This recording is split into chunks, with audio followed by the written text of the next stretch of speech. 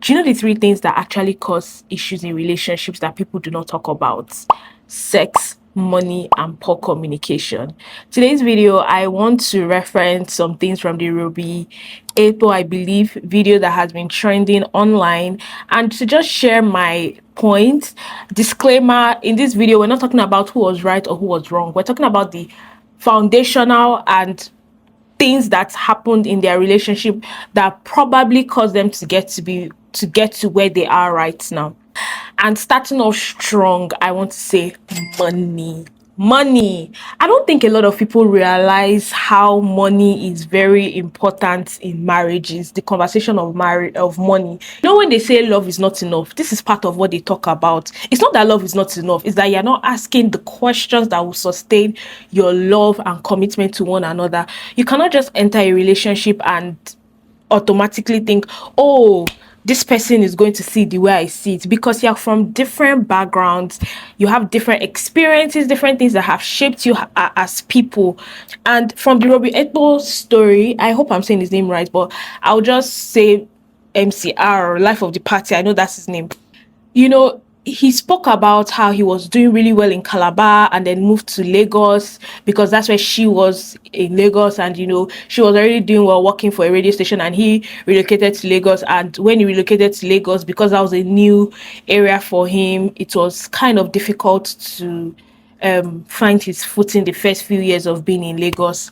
And so it was almost like they had to share expenses in a way. And now apparently she's bringing out claims or something, I don't really understand from the video, but she's bringing out claims that, oh, she sponsored the relationship, she paid for things in relationship. And then he's like, what do you mean you paid for things in the relationship? That in a marriage, that there are even some marriages where it's the women that handle a lot of financial bills.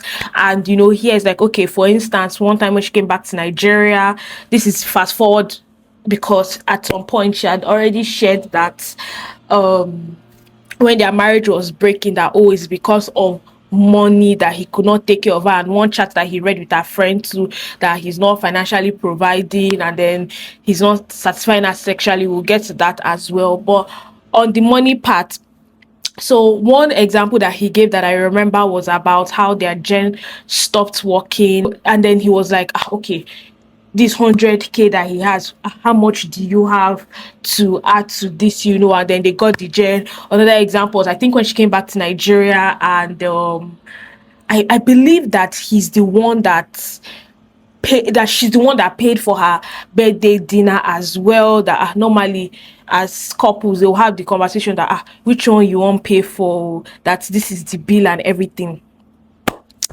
Listen, you cannot assume that because you brought a certain amount and she is just topping it off, that you people are good on finances, or that you are providing or anything like that. It does not work that way. An important question to ask when you're courting somebody, which even brings me to, this is why it's not just about the fancy date. And even when you go on your fancy date, ask questions. Don't just go there and eat and take pictures, aesthetics. No, ask questions. Because I know a lot of people say, oh, the length of time. I don't even believe the length of time they dated for was an issue, because I've seen people that dated for, you know, that same amount of time or even shorter, and are in thriving marriages and relationships, right? They dated for like 6 months. That's really not an issue for me, to be very honest. The issue was, what did you do in the 6 months leading up onto the marriage? Like, what questions were you asking? What understanding were you guys having? What mindset, what values did you guys discuss, right? That will let you have the right foundation. The Bible talks about how, like, if the foundation be faulty, what can the righteous do? They had a very bad, faulty foundation, from my understanding. And I also want to add this disclaimer that I'm not saying the girl is right, I'm not saying the guy is right. I am just using this as talking point as to why, as people, we need to understand really the institution of marriage and understand what we are going into as we are going into marriage. Money. Like, you cannot just assume for another person that, oh, you know, that, oh, because you brought in 100K, that should be in some marriages that the women even take care of the bills, and it is okay, and the whole world do not even know. How do you know that it is not causing issue in their relationship? How do you know that it is not something that has been, you know how do you know that they've not even spoken about it and they are comfortable with that dynamic? So you need to understand each other's money dynamic, understanding of money, how you both see money. What First of all, do you believe, I know we're all tired of this question, but really, do you believe in 50-50? And go for the person that believes in 50-50 if that's what you believe in. Or do you believe in full providership? Or do you believe in you take care of the major bills, and if I have little needs, that okay, as the man and everything, then you are able to contribute. You need to have those conversations. Do not assume that, oh, this person is bringing, I hope I'm even able to land on my point. Do not assume that, oh, this person is bringing this certain amount of money, and so because I'm first bringing it, it should not be an issue. No, have those conversations. How do you see money, especially between us as husband and a wife? And give instances, give situations. You will never know full scenarios of life, that's the truth. But in the little that you can, do your due diligence and understand how the person, just sees money spending in a relationship. Remember when my husband and I, like, came together, that's something we spoke about, even though we both knew how we saw money and it's really much aligned together. But honestly, consistently throughout our relationship, we kept talking about money spending habits. It's very important that because we all have, even let's even say, okay, somebody is the main provider and the other person is the primary provider, or you are both even 50-50. We all have different spending habits. So you need to understand it. I remember in our mentorship class with our mentors too, that's something they brought up too. Do you know each other's spending habits? So and you talk about it, and then you know how to go ahead, and you both have that mutual understanding. The second thing I want to talk about is on communication. I believe they clearly had a communication issue, and this would also kind of tie in with the third point of sex.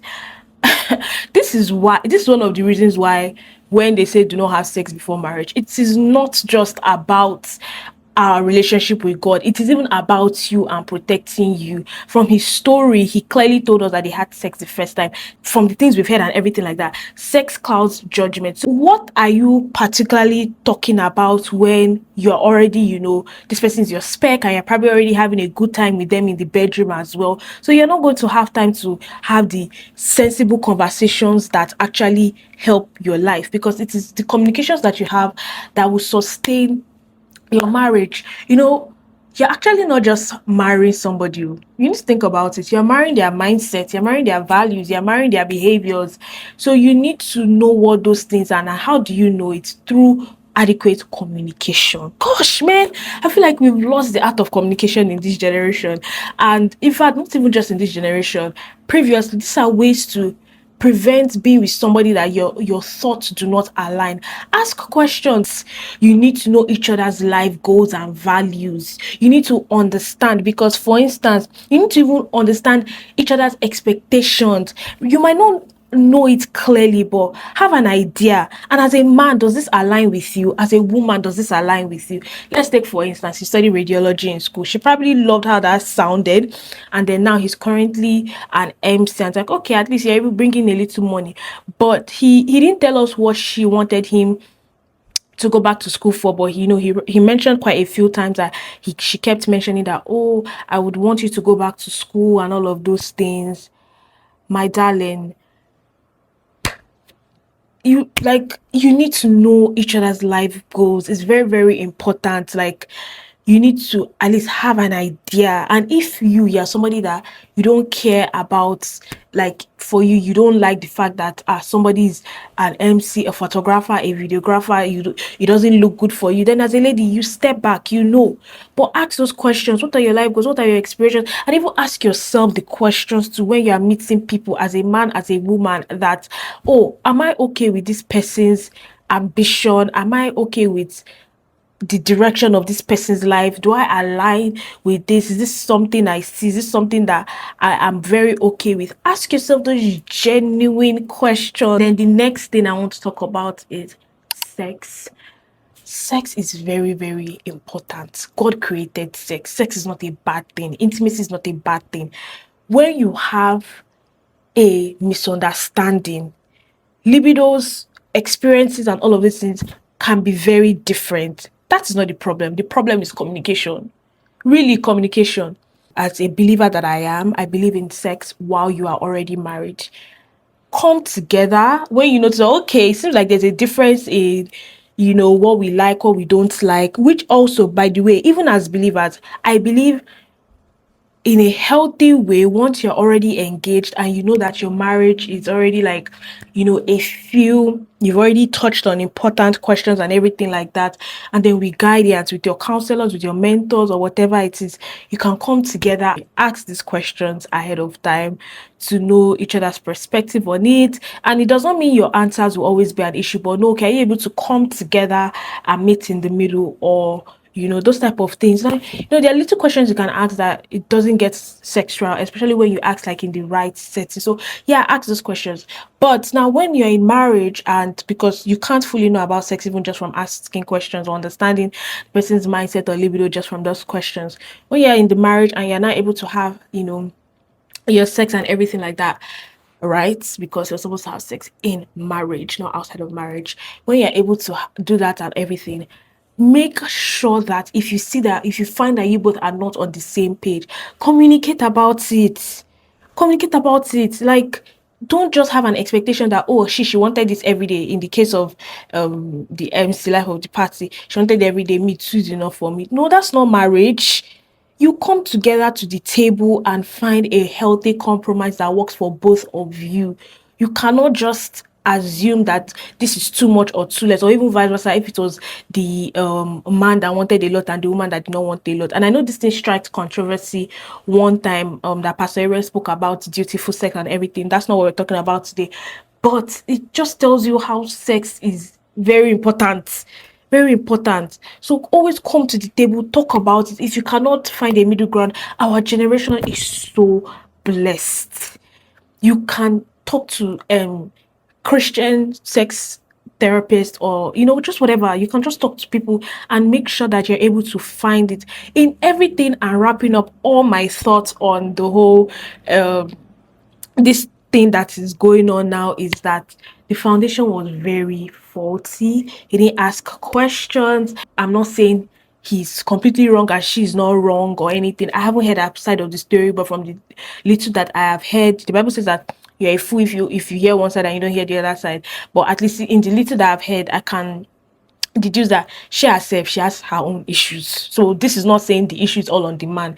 I'm only talking about his side and using his side to come up with talking points because it is his side that I heard. So basically, it's important that you have healthy communication. Always talk. One thing that I remember that we were told in our church counseling is talk to each other about everything. Like, when it comes to communication, talk, because you don't want hidden resentment. You don't want to not have an understanding. And also, it even continues to help you both foster your friendship in your relationship. Talk to each other about everything. Like, nothing should be off the table. And don't forget that communication is not even just what you say, it's how you say it, when you say it, and all those when, how, and what's the other part of the whole communication thing. But basically, just find a middle ground and find a way to come and talk about these things. And yeah, talk about money, talk about sex, talk about values, talk about mindsets, talk about future goals, talk about ambitions, talk about everything. Talk about in-laws, talk about expectations, talk about cooking, talk about gender roles. Use your courtship and the time you meet people to talk.